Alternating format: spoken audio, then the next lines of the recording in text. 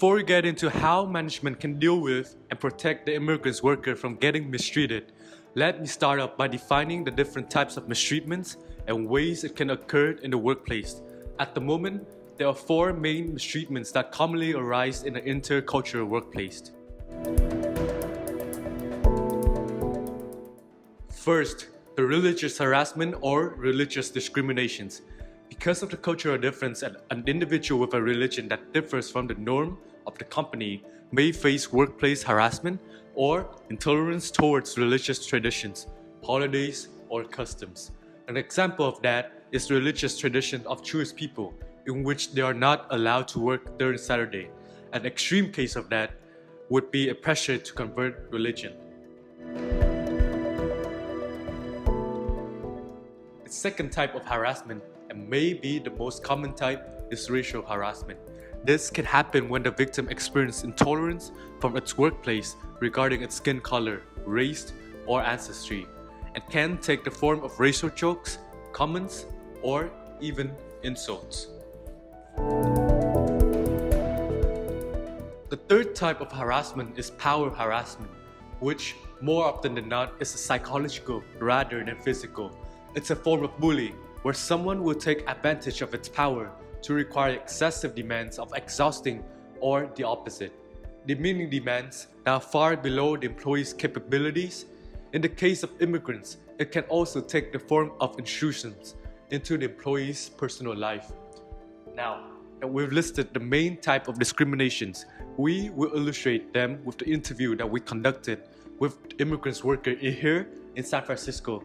They allowed us to film them but asked to hide their identity, anonymous, for privacy reasons. How were you being mistreated while working at the restaurant? The biggest issue I had was compensation. I put in the same amount of effort as other employees, but I get paid very little money, not even the minimum wage. The other issue was when the customer leaves a tip because they were satisfied with my service, the manager takes all of it and I get none of it. The other problem was my schedule was not respected. I could be called at any time. It could be midnight, it could be 3 a.m. in the morning, and I have to come in because otherwise I'm going to lose my job.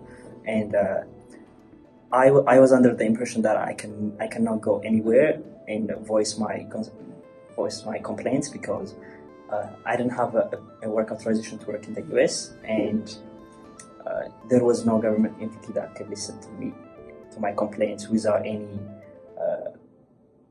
consequences to my status in the US.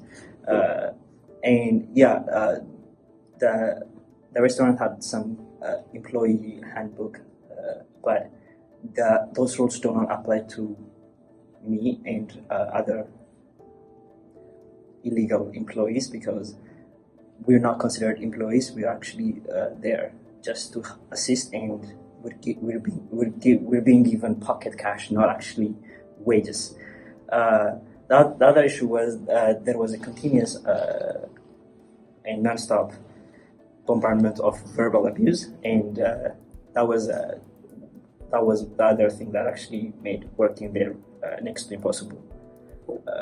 It's almost like working there was wrong, but they still needed the workforce. Thank you. How were you being mistreated working as an US employee?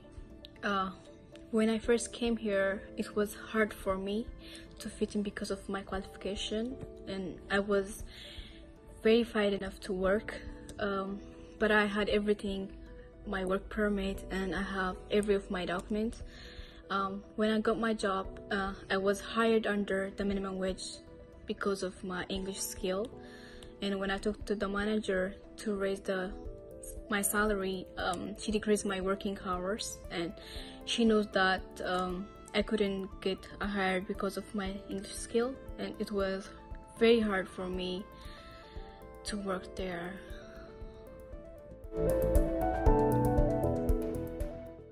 According to the author of Managing the Knowledge Culture, American businesses' strategies cannot and do not be a one-size-fits-all model, but rather an approach in which all the employees of a company are involved. The first step to prevent cultural discrimination in the workplace is to implement information technology.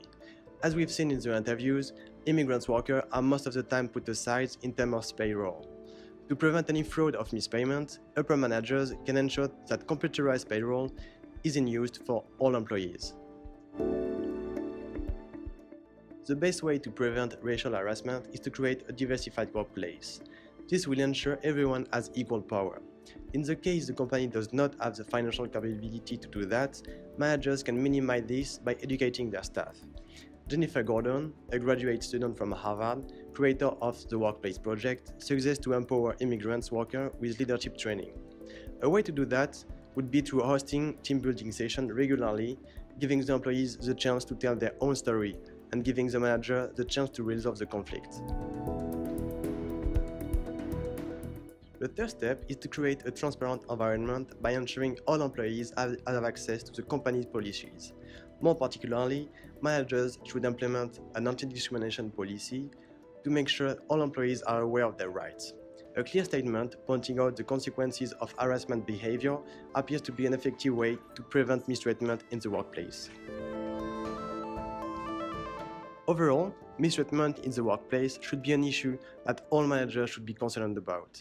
As the old saying in the book, Managing Cultural Differences, when cultural differences are understood and used as a resource, then all benefit.